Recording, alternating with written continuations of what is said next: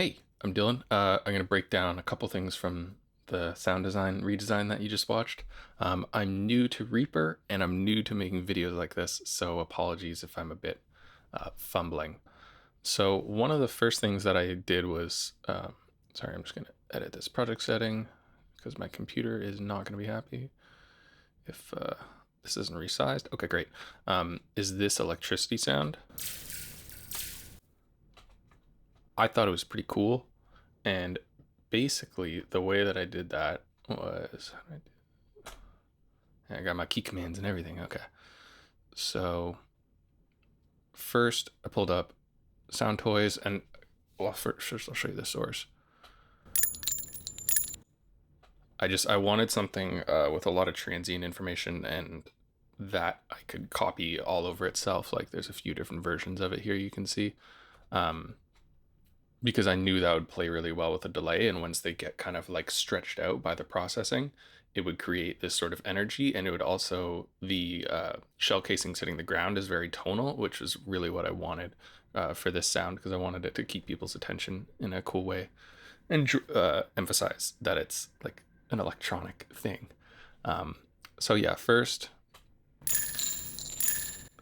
really used a lot of like I really used a lot high feedback, really short delay time to start creating more transient, start kind of giving more source on top of the layering for the rest of these plugins to really stretch it out, you know?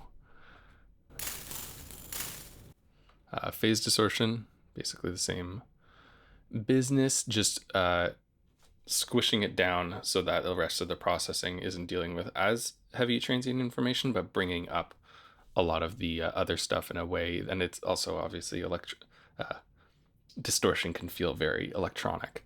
And then I find that the phase distortion works really well with the FreeFormPhase, which I'll get to in a sec, and then just pitching it up.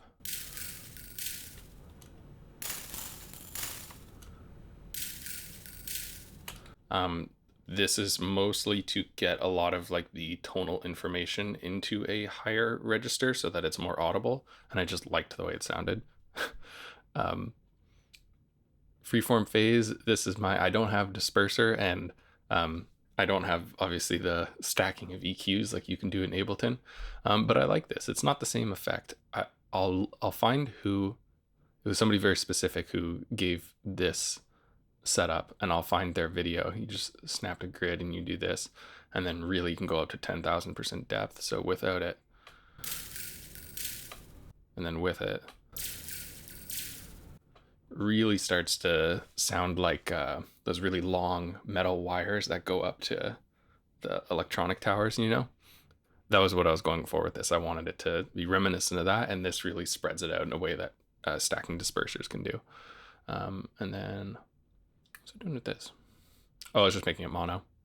Because I'm new enough at Reaper that I didn't know how to make the track mono when I was putting together this FX chain. So, yeah. And in context of everything, I think it sounds really great. And it just gives a lot of interest when it's open. It's clearly like there's energy in there, you know?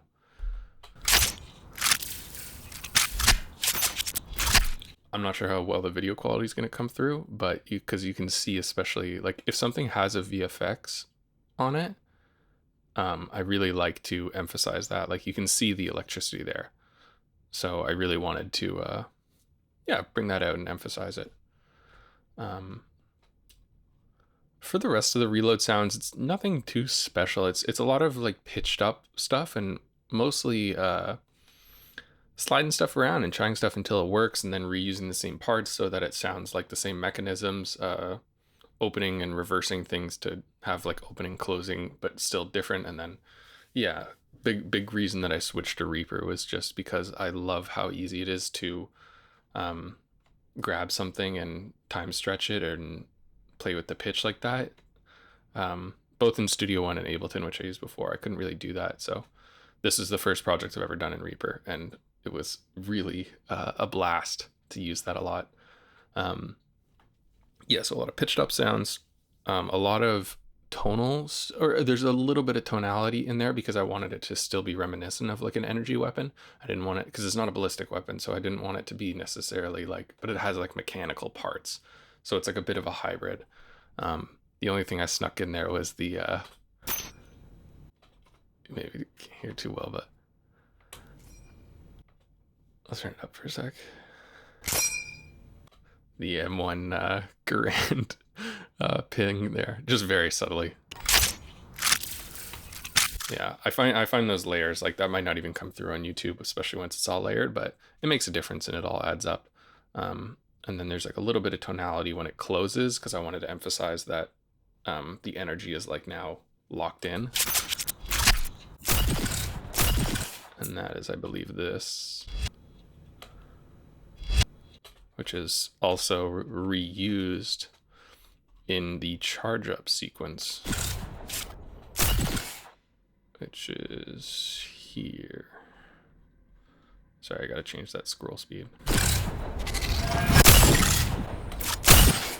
I guess I'll talk about the shot first. I really wanted it to be, I didn't want it to sound like a rifle. I still wanted it to be powerful, because it's a shotgun in the game, right? Sort of. It's like the 5-shot spread, and then if you hold to charge it, then it focuses.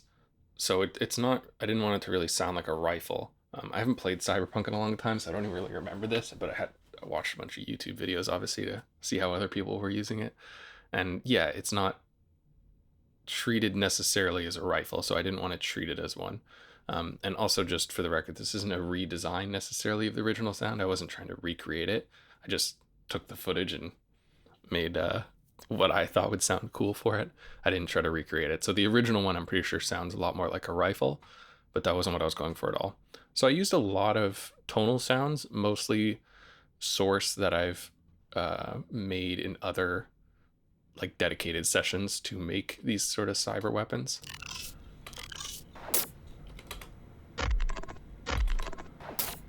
Oops. That's a big part of the sound, is that tail.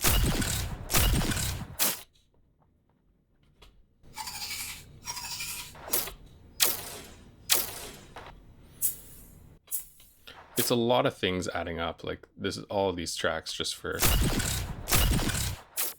and again, yeah, I kept a lot of the atonal sounds I tried to keep in the top end to emphasize like kind of like the advanced futuristic mech-ness of it, because I find that just sounds futuristic to me. And then the lower sounds, I tried to keep it somewhat clean down there so that you can hear like the growling, bubbly sort of nature of specifically this track. It has a very tight bass. I made it in a different session and it just worked perfectly for this. I didn't go super hard on like the transient sort of aspect for this. Like, I have a couple sounds, but it makes a big difference without them. But with them, I mean, obviously if it makes a difference without them, but you know what I'm saying. It's not like,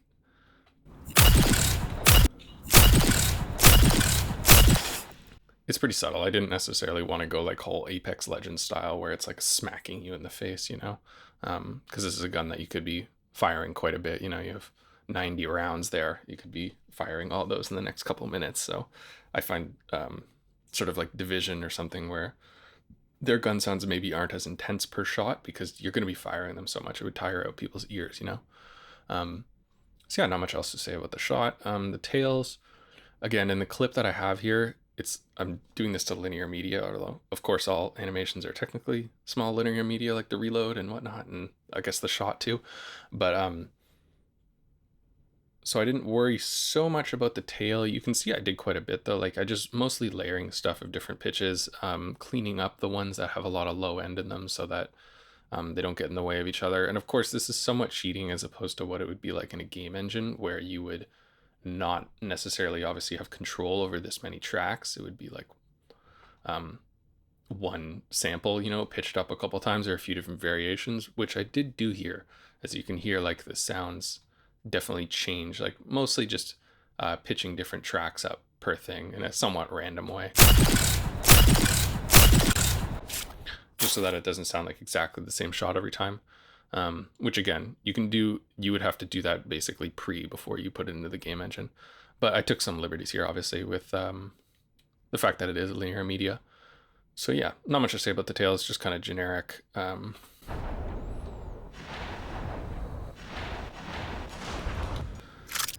don't really hear them that much. I didn't really worry about them necessarily sounding like it was energized in any way. And really, they're supposed to be bouncing off of like distant things, so you don't want too much character in them anyways. So didn't spend too much time on that. The charge basically resampled the main shot and added a couple things, and added that like reverse knife thing I used in the reload. And there's like a very small gap between the charge finishing and the shot coming out, because that gives you that little bit of pump and energy, excitement there, and makes the transient of the gun hit harder, which I added like a little bit of extra. I'll talk about that in a sec. Again, this is kind of the same philosophy as the gun, just layering a lot of stuff. Some of these have tremolo, this one I believe. Yeah, just a speeding up tremolo.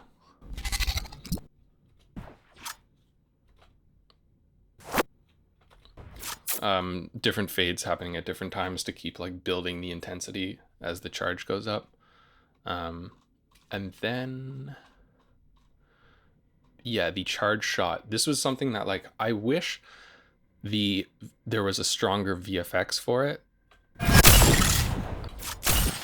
It just kind of looks like everything else, but I guess that's, I mean, they could have done that, but who knows why. There is no like big VFX shot for it. It's not supposed to be this super, super emphasized thing. So I only added a couple sounds here. I think this one's really subtle.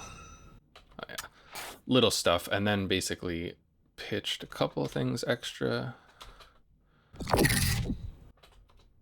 just to sort of emphasize that it's different, but still the same shot. And yeah, not draw too much attention to it just because they didn't do that visually. So yeah, just a couple things pitched up, a couple things shorter, a couple more layers. You can hear like a normal shot here. And then the pitched up one.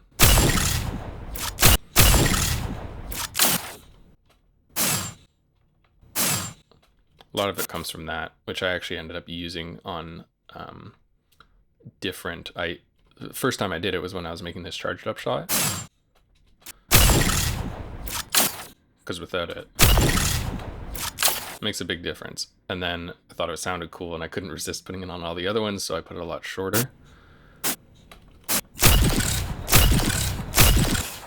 And then without. That's quite a bit for how small of a sound. And then could transition into the last few shots. I wanted to emphasize that the mag was running out of energy and that the player would need to reload, because that's just a cool sound, but it's also good to notify the player from a gameplay perspective. So I added that sound, the high-pitched one, getting more pitched up, which again, I switched to Reaper for this reason. It was really easy to do this. And then a couple more transient, I believe. Oh yeah, this I really like this in the Apex Legends weapons, where like as you get to the end of the mag or the clip, it gets a lot more tonal and almost like wooden, sort of, even for energy weapons and stuff, where it just sounds dirtier and more empty, and I really like that. I didn't go too hard on that, but you can hear a bit of it as these last three shots play out. And then I also shortened some of the tracks towards the end to emphasize that it's run out of energy. Especially this one.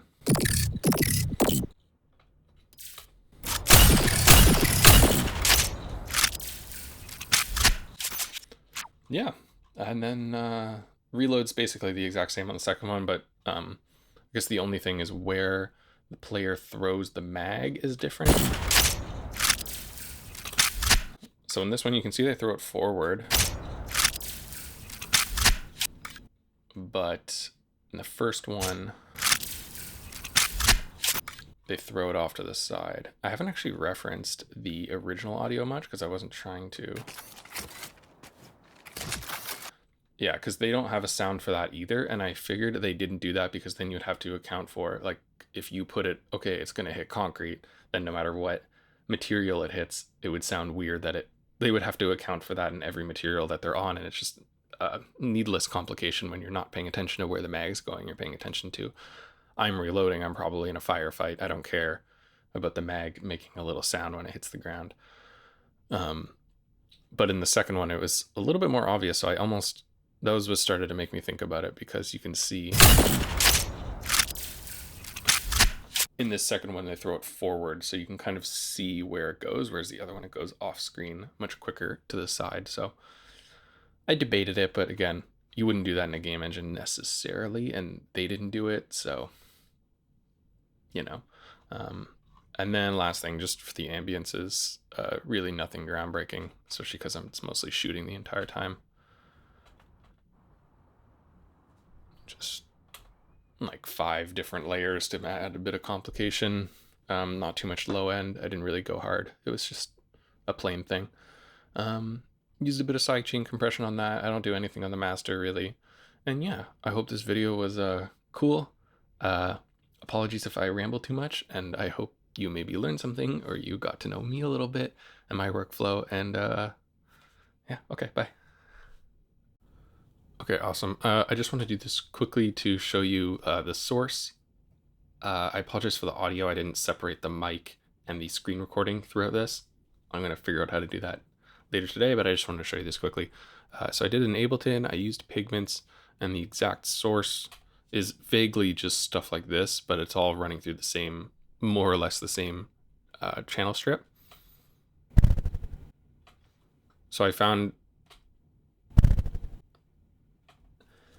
having noisy stuff, but that still has low end information, is really good, because I end up doing a lot of dynamics processing and distortion on it, which having that low end to overload that is really nice. So first up, EQ8, just cutting out like a little bit of low end just in case, because sometimes I'm pitching stuff way down. Then OTT.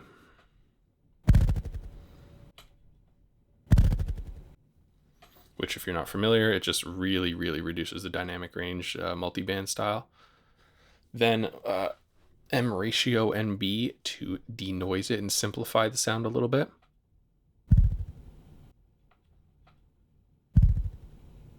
This plugin is free and it is awesome. Then Devil Lock, which is doing a lot of heavy lifting with the distortion.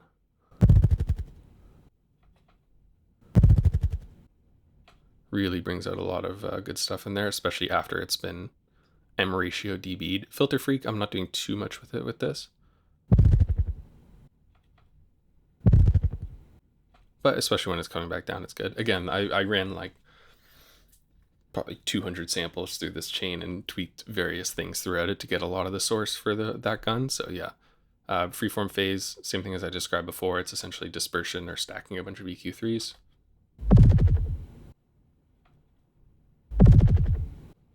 Just to kind of spread it out a little bit. And then just some basic stuff. This might have been for a different sample I was running through, but I was getting some peaks there. OTT and then brute compression to really squash the sound down. Yeah, you can hear it. I'm not doing unity gain. It's sometimes you want to bring the level back up. Leave me alone. Also, while I was making these sounds, I'm generally not I'm not toggling a lot of these things off. I'm just messing with the actual source. So a lot of these, this is the actual volume of it. And then really what adds a lot to it is the vocoder. I'll just turn this last thing on because I'm just cutting a bit of bass out because I found it a bit overloading.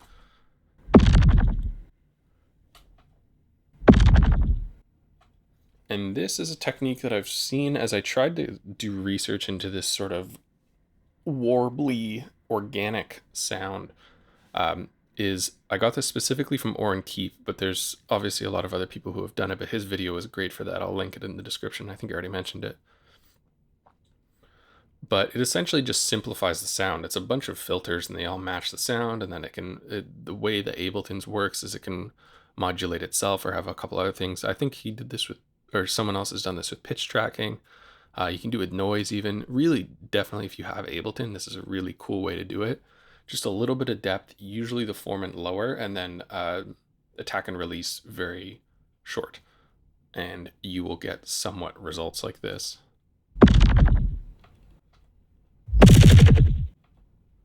And it needs a certain amount of information in order to eat it properly. Like it needs that low end, and it does really good with a little bit of high end.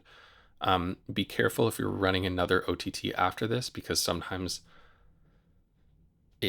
the vocoder digitizes almost to the top end in a way, and so you don't want that. But anyways, I just wanted to quickly run down the source. I don't want to add too much more to this video. If you have any questions, ask me, but this should be pretty self-explanatory. Sometimes with a lot of those samples, I would, use the envelope and LFOs and stuff to mess with things. I don't even think these are really doing much. A bit of bit crushing can also be nice just to reduce it. But again, once you're running it into all these things, this is basically just to create shaped noise in different ways. Yeah, okay. Thanks. I hope you enjoyed the redesign, and I'm going to have more soon and better video quality. Okay, thank you. Bye.